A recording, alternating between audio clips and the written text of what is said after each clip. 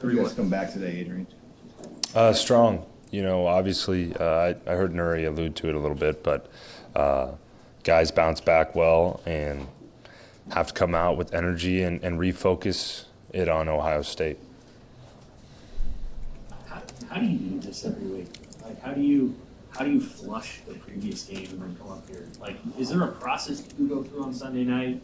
Meditation, something? Because I have to think this gets tired. Yeah.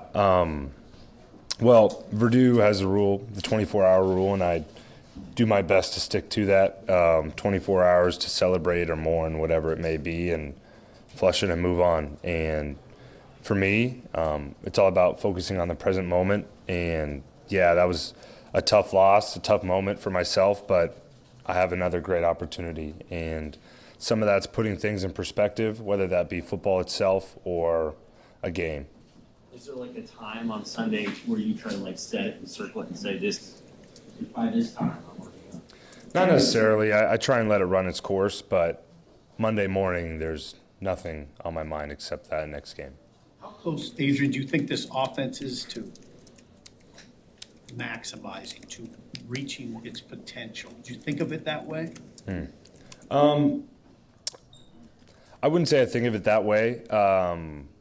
I know how close we are to playing, I guess you could say, at how we're capable of playing. I know we've hit that stride a couple times this year, and then another times we haven't been in sync. So it's more of a matter of execution from all of us.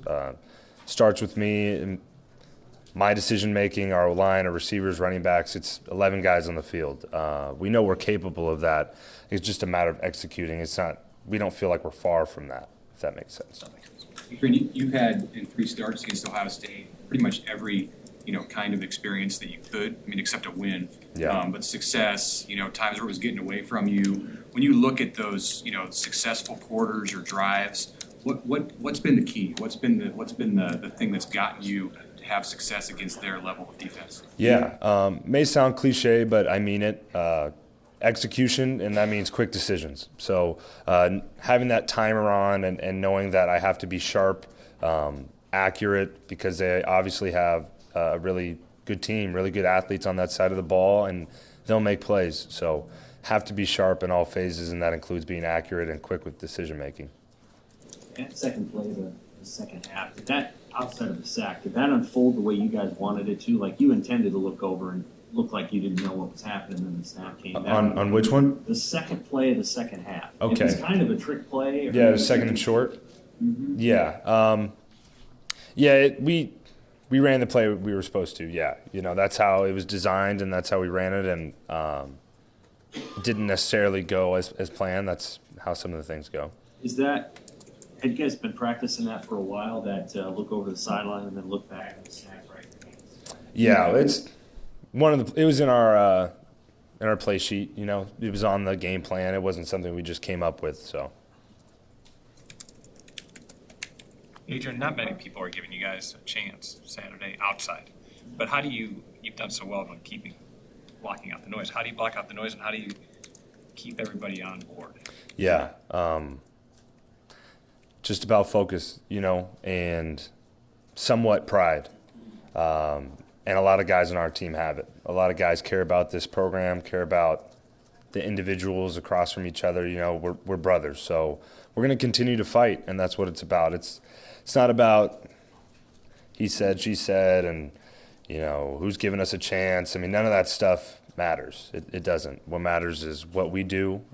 We know what we're capable of, and the execution that it'll take on Saturday for us to get the win. Do you see them, Ohio State, as a gauge, as a standard, and has it been that way at all since you've gotten to Nebraska? Like, hey, that's the bar, and we're striving to reach.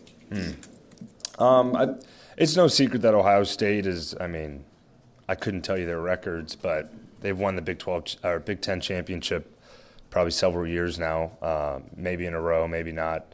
They've been dominant. So yeah, I'd say they're the standard for the Big 10, really, and I think every team circles them when they see them on the schedule.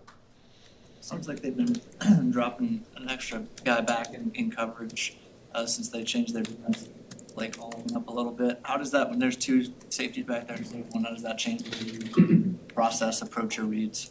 Yeah, the coordinator switch is a bit noteworthy there, but part of that's just going through coverage reads, and part of that's game plan, some of the things we're going to have in that might change because of that. I'd argue that they also run a fair amount of one eye still too. So, how big or how small do you think that talent gap is right now between you guys and Ohio State, and has that changed over the years, in your opinion, since you've been here?